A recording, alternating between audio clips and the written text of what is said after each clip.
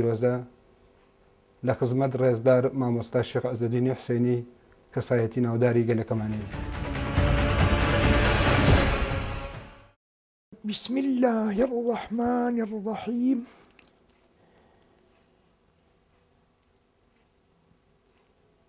ئەو دەمات کە کۆمار دروست بوو پێش ئەو کە ڕێژیمی پەهلەوی ڕەزا شا ڕووخا کە سەرتاسەر دیکتاتۆری و زوڵم و زۆر بەخسووس لە میلەتی کورد بوو کە ڕووخا، هەموو خەڵکی ئێران و بەتایبەت خەڵکی کورد وەک ڕۆژێکی تاریکیان بەجێ هێشت بێ و شەوێکی تاریکیان بەجێ هێشت بێ و ڕۆژ هەڵات بێ و زۆر شاد بوون، زۆریان پێخۆش بوو، کەوتبوونە دنیایەکی تازەوە و دیارە پێشیشدا ڕۆحی کوردایەتی و ئەوە کە کورد میلەتە و خەڵک خۆی بە میلەتێک دەزانی کە ژێردەستەیە، ئەگەر بە فکر و عەقلیش نەبووایە ئیحساسیان بوو هەموو کەس خۆی کوردی خۆش دەویست و نیزامی دیکتاتۆری ناخۆش دەویست. ئەمنیش هەر وەک ئەو عالەمە جوان بووم، زۆر شاد بووم کە عمری من ئەو وەختی هەر وەک لە عمرێکی 20 و ئەوانەدا بووم، چونکی من متەوەلیدی 1300م کە ڕووخا جەنگێکی خۆش بوو. ئەوە یەکێکە لەو ڕۆژانە کە من قەتم لەبیر ناچێت، 3-4 ڕۆژ هەیە من لەبیرم ناچێت. ئەوە یەکێکە لەوانە، هەموو کەسیش ئاو بوو.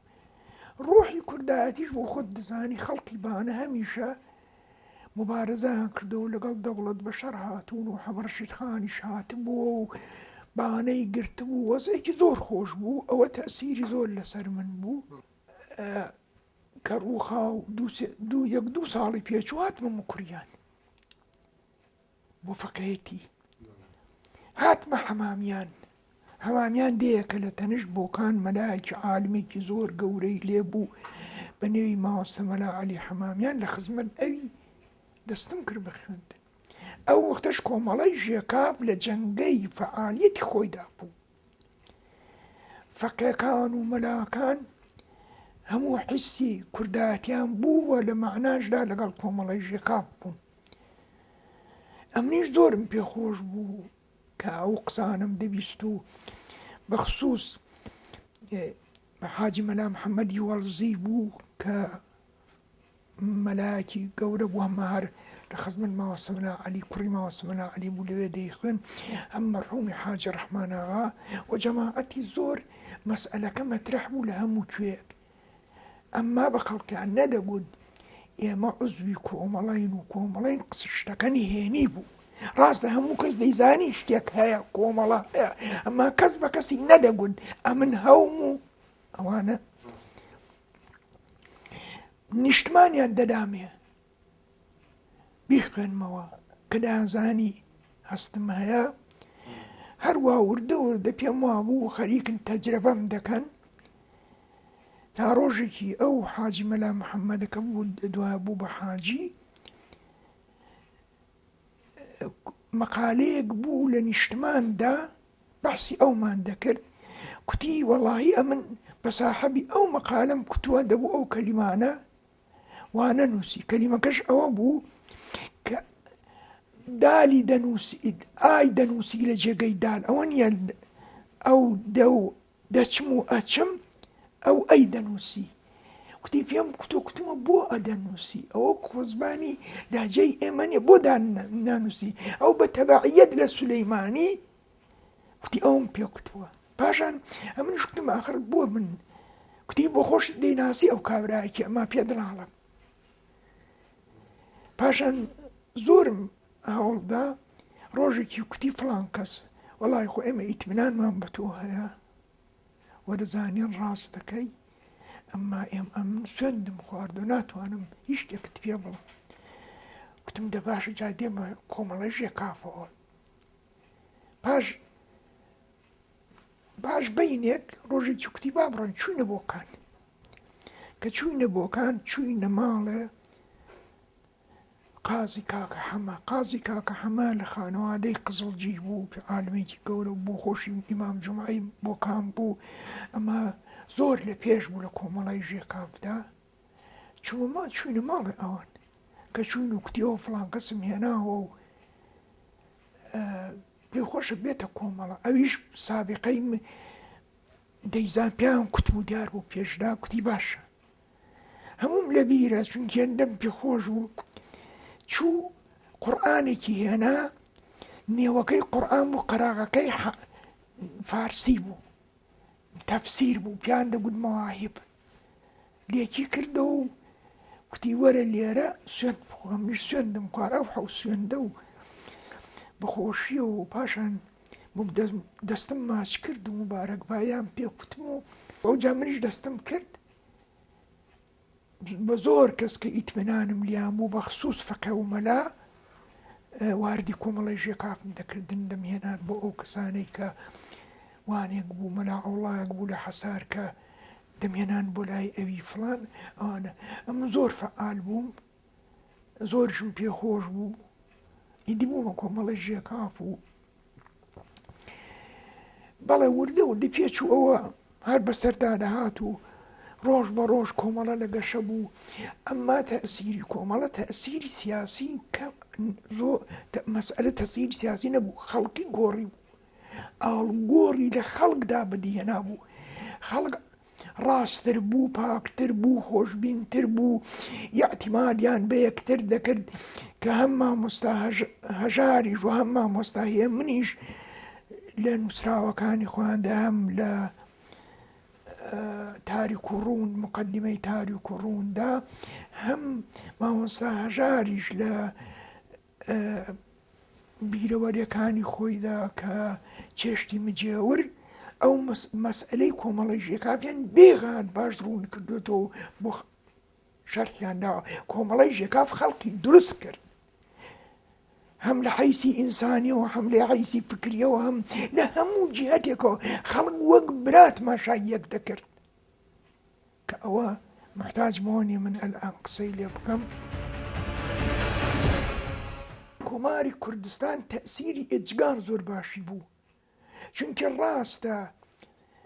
بە هەر شەرائیتێک کە من ناچمە نێویەوە کۆمەڵەی ژێکاف بوو بە حیزبی دیموکراتی کوردستان. من قسەیان زۆر لێ کردووە، ئەمما فاسیلەی بینی گۆڕانی کۆمەڵەی ژێکاف بە حیزبی دیموکراتی کوردستان 3 مانگ بوو، لە خەزەڵوەرەوە تاوەکو 2 ڕێبەندان 3 مانگە. ئەوە نەیتوانی ئەو ڕۆحی ئیستیقلال تەڵەبی و عشقی نەتەوەیی و هیچ شتێک لە ناوەڕۆکدا کەم بکاتەوە و ڕەنگی حیزبی دیموکرات کە خودموختاری و ئەوە خەڵکەکە بەو ڕۆحە چووە کۆماری کوردستانەوە. بۆیەش دەبینین زاهیرەکە حیزبی دیموکرات بوو و خودموختاریان قسە لێ دەکرد، ئەمما ئەگەر هەست و نیست و خەڵک تماشات دەکرد، تماش دەکەی هەر ئەو لە ئەکسەری خەڵکدا ئەو ئەندیشەی کۆمەڵە بوو، مەگەر ئەو کەسانەی کە لە لاوە دوای بوونی کۆماری بوونی ژێکاف بە حیزبی دیموکرات هاتنە نێو کۆمارەوە ئەوانە ناڵم، ئەمە ڕۆح و مەسئلەکە هەر ئەوانیش بوون مخلیص بە ئەکسەر ناڵم هەمی، ئەمە ئەوانیش بوون ئەسڵی ماکی کۆماری کوردستان. خودی پێشاو قازی محەممەدی ژوا بوو، ڕاستە پێشاو قازی محەممەد درەنگ واردی کۆمەڵی ژێکاف بوو، ئەمما شخصیەتێکی گەورە بوو کە دوای ڕەنگە قسەش لێ بکەین. شخصیەتێکی گەورە بوو لە سابڵاغیشدا معتەمەد بوو، زۆر پیاکی ئازا بوو، سابڵاغی ڕاگرت بوو لە وەختێکیدا کە ڕەزا شار و خاو عەشیرەت تەمەعیان کرد بوو بێن لە سابڵاغە حاکم بن و سابڵاغ لەدەست بگرن و حتا لەوانە و بێن سابڵاغ تاڵاگەن. تەنها ئەوەی قازی محەممەد بوو خەڵکەکەی خڕکردەوە تفەنگی پەیدا کرد، جارجار دەچووە شەوێ لەگەڵ جەماعەتێک جوان دەچووە کنگم مەزان بۆ ئەو بزان ناخۆ کەس دێ کەس نایە. قازی محەممەد پێش ئەوەش بێتە شخصیەتێکی گەورە بوو، قابلی ئاعتیماد بوو. هەم قازی محەممەد ئالوێکی گەورە و خانەوادەیەکی گەورە و سەرشناس و هەم لە ناحیەی لەکن ڕێژی لە دەوڵەت هەم لە نێو خەڵکی کورد لە هەموو کوێ قازی محەممەد و قازی محەممەد ئەو بوو کە گەورەترین کتێبخانەی مکوریان ماڵە قازی محەممەد بوویان. لە هەر کوێ کتێبێک بوو بیا قازی محەممەد پەیدای دەکرد. قازی محەممەد شخصیەتی عالی نەبوو، شخصیەتێک بوو پێش ئەوەش کە ببێتە کۆمەڵی ژێکا، پێش ئەوە کە بێتە پێشەوە، شخصیەتێک بوو شایستگی ئەو مەقامەی بوو. ئەمن ئەلئان عەقیدەم ئەوەیە لە قازی محەممەد چاکتر کەسێک بۆ ئەو وەختە نەدەبوو. ئەوە عەقیدەی خۆمە، هەرچەند زۆر قسە دەکرێت ئەما من بۆ خۆم عەقیدەی خۆم ناشڵم قازی محەممەد هیچ نەقس و عەیبی نەبووە، ئەما لەو وەختەدا لەوە چاتر وەگیر نەبێکەوە. ئاڵا لە هەڵکرا لە مەهاباد، جێژنی کۆمار کرا، ئەما من لێوێ نەبووم، من لە حەمامیان بووم. ئاڵان هێنا بوو بۆکان، ئاڵای کاڵیکن دوو چەند ڕۆژێ بواردایان گوت ئاڵا دێن و ئێمەش منتەزیر بووین و زۆر تا ڕۆژێکی کوتیان ئەو ڕۆ نازام ڕۆژێکا لە ئەن چەندێ ئەو ڕۆ ئاڵا دێ سبەینی ئێمەش شەوێ خۆمان ساز کرد و هەموو ئەو کەسانی کە فقەکان و مامۆستا مەلا عەلی حەمامیان کە پیاوێکی زۆر گەورە و زانا بوو کەناریش بوو. من عەرزی ئەوم کرد کوتم مامۆستا تۆش نایی بۆ هەڵکردنی ئاڵا؟ کوتی بەڵێ دێم. چوین کوتیان دێتە عەلیاباد، عەلیاباد دێکە لەو بەری حەمامیان چوینە ئەوێ ڕاوەساین تا نەزدیکی لای عەسر و ئەوانە کە مەسەلەن سەعاتی نوێک ئەوانە ڕۆژ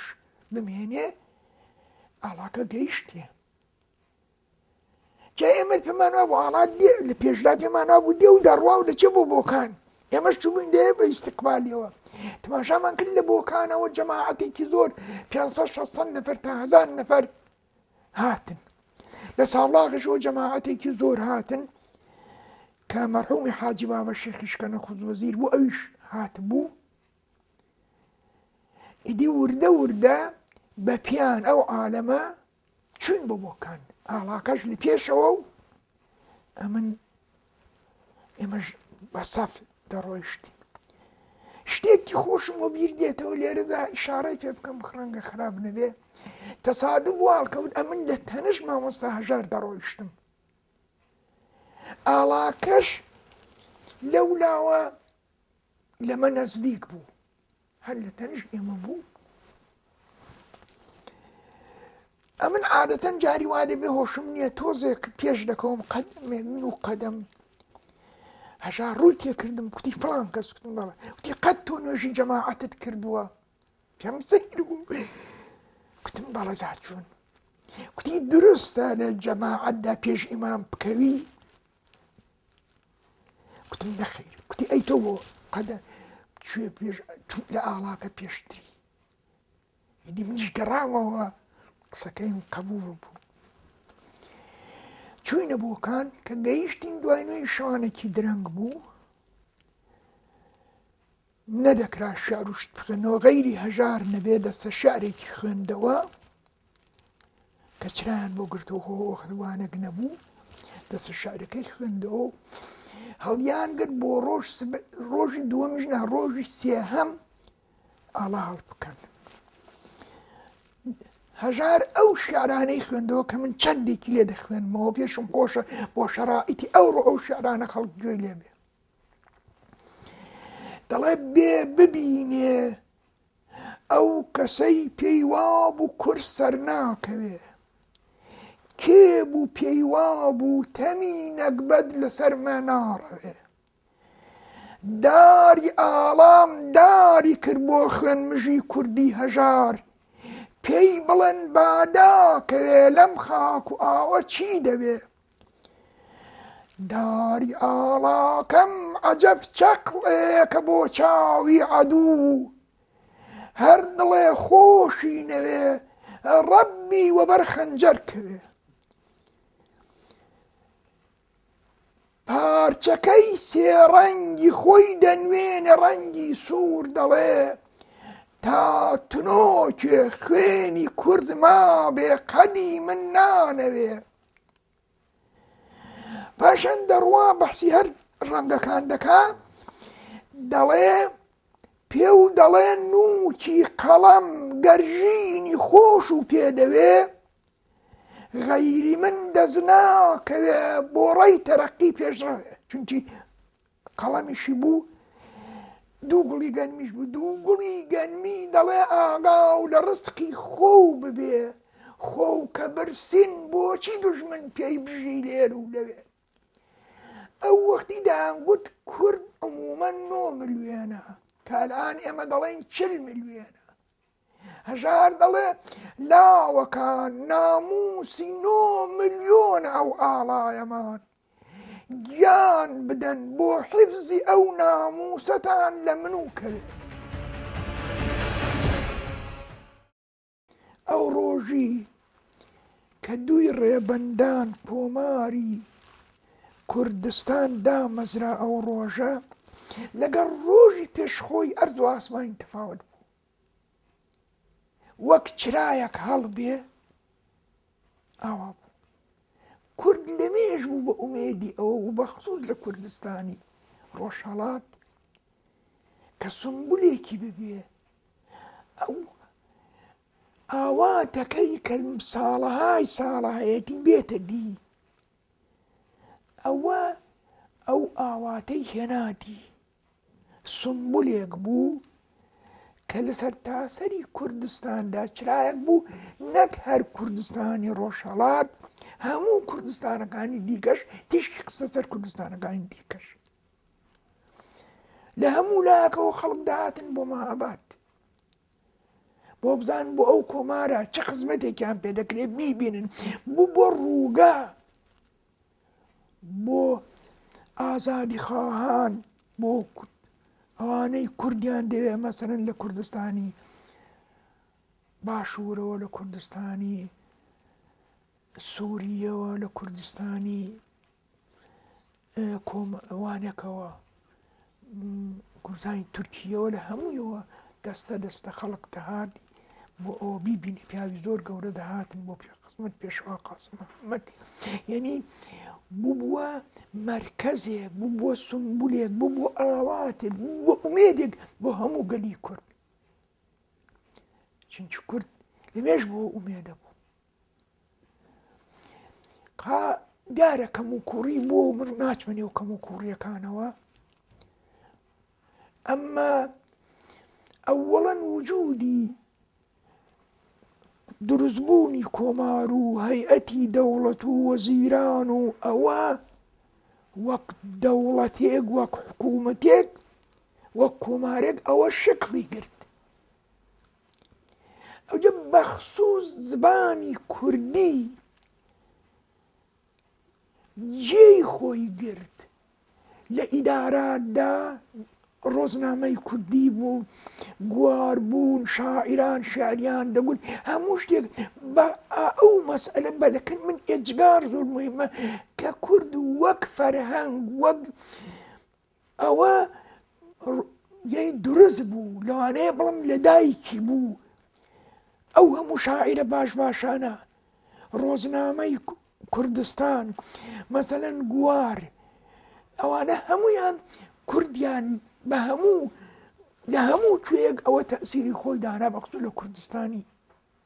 ڕۆژهەڵات. هەڵات چونکی لە کوردستانی ڕۆژهەڵات پێش ئەوە مەگەر ئەشخاصی معدود بە کوردی نووسیبانە یا شعرێکی کوردیان بەدزی بخوێندبایەوە و ئیلا کورد میلەتە و زبانی هەیە و ڕسمیەتی هەیە و ئاڵای هەیە و ئەوانە هەمووی تازە دلیلی ئەوە کە کۆماری کوردستان ئەهمیەتی گەورەی بووە ئەلئان لە سەرتاسەری کوردستان لە هەموو کوردستانەکان ئەو ڕۆژە دەکەنە جێش ئەوە نییە ئەوە حیزبی دیموکراتە یا ئەوە کۆمارە لە مەهابادە ئەوەی ئەسڵی شتەکە مەسئلە بۆ کوردە کە کورد لەو ڕۆژەدا هاتوۆتە بووە دروست بووە حکوومەتەکەی دروست بووە وەک میلەت ناسراوە ئەوانە هەموو کۆماری کوردستان دروستی کرد قازی محەممەدیش بۆ خۆی لەگەڵ ئەودا کە مخالفەتیشان زۆر دەکرد هەم جەماعەتی زۆر ڕەوشن فکری چەپی سەرۆ شوڕەوی هەم جەماعەتی ئاغا و عەشیرەت و ئەو کەسانەی کە ئەسڵەن پیان وا بوو ئەو بن بە زەرەری ئەوان تەواو دەبێ ئەمما قازی محەممەد مقاومەتی کرد ئەو جا وردە وردە پاش ئەوەش کە پێشەوا قازی محەممەد ئیعدام کرا و خەڵک جەماعەتێکی زۆر گیران مدەتێکی ڕکوت هات بەسەر کۆمار لەبیر چۆوە بزانە یەک شت دەڵێم هەرچەند زۆرم پێ ناخۆشە ئەوەندەی شەهیدبوونی قازی محەممەد تەئسیری بوو لەسەر بەقای کۆمار ولەسەر شخصیەتی قازی محەممەد ولەسەر ئەوە کە کۆمار لەسەر تاسەری دنیا کوردستاندا جێی خۆی بکاتەوە شهادەتی قازی محەممەد ئەو ڕۆژەی کە قازی محەممەد شەهید بوو هەموو کوردستان داغدار بوو ئەوانە هەموو تەئسیری خۆی دانا وردە وردە ئەوانەی دوایی کە هاتن نامەوێ زۆر وەختت بگرم ئەوانەی دوایی هاتن لەسەر ڕێگەی قازی محەممەد نەمان قازی محەممەد لە پس سەری خۆی نەقشەی کوردستانی گەورەی هەڵاوەسی بوو لە دەفتەرەکەی خۆی ئەوەی هەموو دەگەڕنەوە هەتا خەبەرنگارەکانیش لە دواییدا بۆ خود مختار ئەوەیە کە ئەلئان هەیە و ئیلا ڕۆحی کاڵە ئەوەی قازی محەممەد دەیویست لە واقعدا ئەوەی کۆماری کوردستان هەوڵی بۆ دەدا لە مەعنا و ڕۆحانیەتدا ئەو بوو کورد وەک میلەتێک بێتە کایەوە وەلەو لە بەشێکیش لە کوردستاندا بێت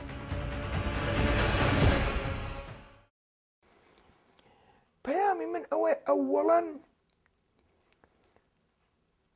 کۆماری کوردستان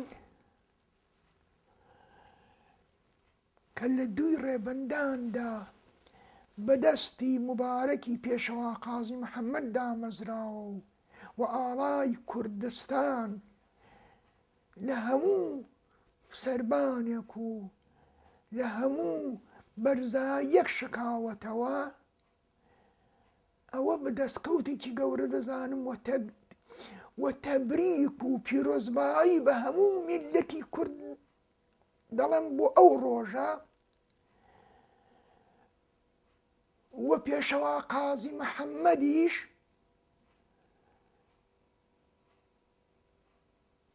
بە دووشت لە پێشەوا قازی محەممەددا هەیە ئەوەڵەن پێشەوا قازی محەممەد شەهیدی کوردستانە چونکی هەموو خەڵکی کوردستان ئەو ڕۆژە دووەم پێشەوای کۆمارە ئەوە دوو سیفەتێک لە قازی محەممەددا هەیە جێی ڕێز و ئیحترامە بۆ ئێمە و پێشەوا قازی محەممەد سمبولی مقاومەتە سمبولی مبارەزەیە نەک هەر ئەو ڕۆژی کە بۆتە کۆمار لەوەتی عمری بووە لەگەڵ لە هەموو کوردستانەکان ڕابیتەی بووە لەگەڵ هەموو پیاوە گەورەکانی کوردستان قازی محەممەد شەخسیەتێکی دروستکراوە بۆ پێش کۆمار ئەمن ئەلئان پێم وایە ئێمە دوو شتمان هەیە، دوو قۆناغێکمان هەیە کە میلەتی کورد لە شەرائیتی ئەلئاندا لە هەموو وەختێک سەرکەوتووترە. میلەتەکە زیندووترە، زمانی کوردی ڕەسمیەتی زۆرترە، دنیا بە ڕەسمیەتمان دەزانێ، زۆر لە گەشەین، حتا ئەوانەی کە جارانیش حسێبیان بۆ نەدەکردین ئەلئان حسێبمان بۆ دەکەن وە دیفاعیشمان لێ دەکەن بە شێوەیەک، وە مەسئلەی کورد هاتۆتە ڕوو لە دنیادا. لە مقابلدا تا ئەو ئێمە دێینە ڕوو، ئێمە گەشە دەکەین، ئێمە ئەهمیەت پەیدا دەکەین، ئێمە دۆست پەیدا دەکەین، دوژمنەکانمان دەڕترن، سەختترن، ڕێک دەکەون بۆ ئەوە نێڵن، چونکی هەر ئەندازە ئێمە پێش دەکەوین ئەوان ئەو ئەندازە دەڕندەتر و خراپە زۆرتر دەکەن. جا ئەمن پێم وایە ئەمە سازمانە سیاسیەکان، ئەحزابەکان، ئەوانەی کە ڕەهبەرانی میلەتی کوردنیا دەست ئەوانە وەزیفان سەنگینتر و مەسئولیەتیان گەورەترە لە هەموو وەختێکی دیکە. هەم کوردەکە چاوی زۆرتریانە و کورد ڕۆژێکی هەیە کە دەبێ ئەوان ئەوەی دەرک بکەن کە سەرکەوتنەوانەکە، هەم ئەوەیە دوژمنەکان خەریکن بە هەر شێوەیەک بێنێڵن ئەو شتەی کە بۆ کورد هاتو دە پێشێ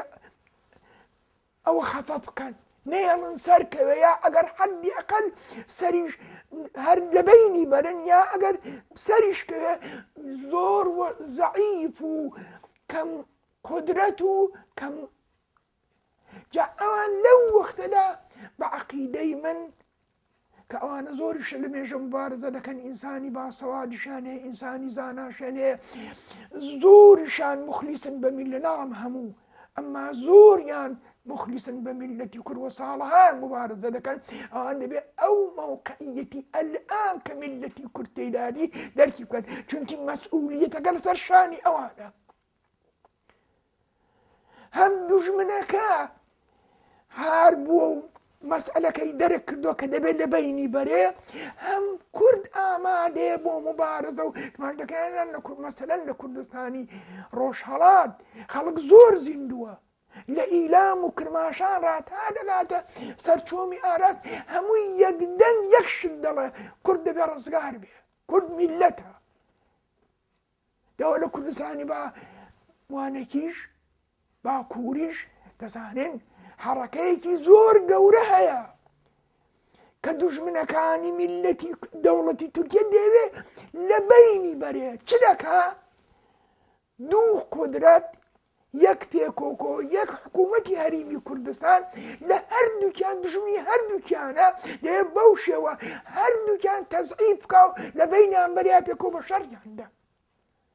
جا ئێمە دەبێ ئەوانە دەرک بکەین، ئێمە مەسئولیەتمان هەیە بەخصوص سازمانە سیاسیەکان، بەخصوص ئەوانەی ڕەهبەرانن کە زەحمەتی زۆریان کێشاوە، ئەو هەموو شەهیدەمان داوە، ئەو هەموو زەحمەتەمان کێشاوە. من زۆرم ئینتیزار هەیە مەسئولینی میلەتی کورد دەرکی ئەو مەوقعیەتە حەساسە بکەن، نەدۆڕە ئەو مەسئلە. دەبێ ئەوە بڵێم ئەوەی کە لە زمانی کۆماردا کرا نوتفەیەک بوو، سمبولێک بوو بۆ میلەتی کورد. ئەو وەختی هەر ئەوەندە ئیمکان دەبوو، هەر کەس هەرچی بڵێ شەرائیت ئاوا بوو، ئەوە زۆر بوو بۆ ئەو وەختی کە کرا، دیارە کەم و کوڕی زۆر بوو، ئەمما لەو شەرائیتەدا هەر ئەوەندە. من پێم وایە لەگەڵ ئەو هەموو چەند ساڵی کە ڕابردووە کورد ڕۆژ بە ڕۆژ لە گەشەدایە،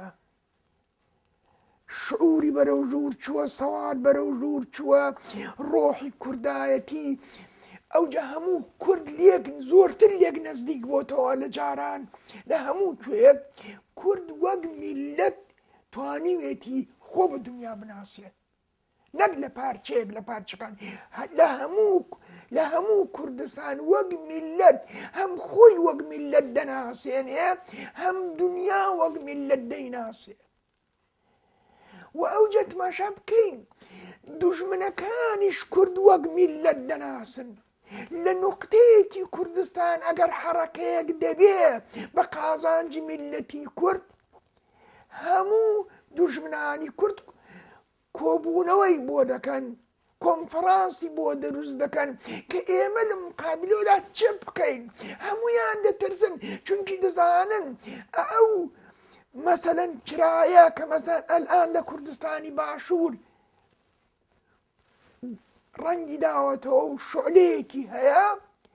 پیان وایە ئەو بە زەرەری هەمووانە و ئەگەر ئەوە جێ بگرێ هەموو کوردستانەکانی دیکەش تماش دەکەین تورکیە ئێران سووریە دیکەش کە نەوی نابەم هەمویان پیان وا نابێ کورد ببێتە هیچ یەک مەسئلە من زۆرم دیقەت لێ کردووە ئەوانە وە نەبێ خۆیان بە داگیرکەری کوردستان بزانن ئەوانە وە نەبێ پیان وابێ ئێمە حەقێکمانێ و ئەوان لیان زەوت کردوین وەک ستەمگەر تماشا ئێمە تماشا خۆیان بکەن کە ئێمە زوڵم لە ئێمە دەکەن و ئەمما دەسەڵاتیان هەیە زوڵمەکە دەکەن ئەوان پیان وایە ئێمە ناحەقین ئەوان بە حەقن مەسەلەن تورکیە پێی وایە کورد هەر نییە زبانەکەشی نییە کوردیان شاردەوە دزیان کوردیان کرد ترکی کێویە دە ئێرانیشە مەسئلەی میلەتی کوردی بۆ مەترەحنێ پێوا هەموو ئێران هەر ئێرانیە و فارسیش زبانی هەمووان و زبانی ڕسمی تەواوی میلەتی ئێرانە و لە سووریە شوورانە مەسئلەکە ئەوەیە ئەوان ئێمە بەزاڵم دەزانن پیان وایە ئێمە موشکیلەمان بۆ ئەوان دروست کرد نەک ئەوان موشکیلان بۆ ئێمە دروست کردو جا بەداخەوە با ئەوەش بڵێم ئەبەر قودرەتەکان و ئەوانەی دیفاع بە خەیاڵ لە حقوقی میلەتان دەکەن وەختێکی دەوڵەتێک مخالیفی ئەوانە دیفاع لە میلەتە چکۆلەکان دەکەن لە داخی ئەوان ئەمما ئەگەر دەوڵەتەکە دۆستی ئەوان بێ دیفاع لە دەوڵەتە داگیرکەرەکە دەکەن بە زیدی میلەتی کورد بە زیدی میلەتی چکۆلەکان چاول لە تورکیەی نییە خۆ میلەتی کورد ئەلئان لە تورکیەش بەڕەسمی نەناسراوە ئەلئانیش دەڵێن ئێمە حازر نین بەڕەسمی بینازن چونکی کوردی تورکیە تەجزیە دەبێ لەو لاشەوە دۆستی تورکیەش دەڵێ ئەمن موشکلی ئێوە دەرک دەکەم پشتیوانیدان لێ دەکەم کاکە دەزانین موشکی دۆستەکە کێ